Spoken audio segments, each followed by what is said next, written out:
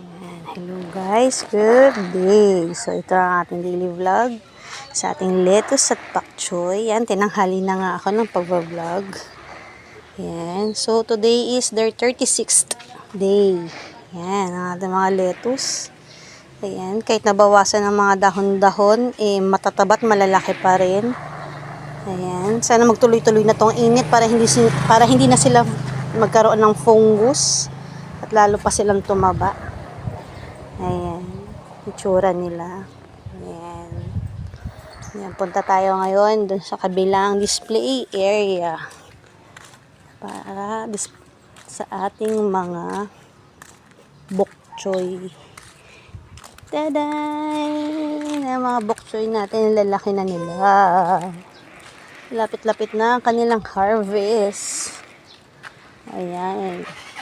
Saan kaya masarap isama to? Ayan. So, all goods ang ating mga lettuce at bok choy.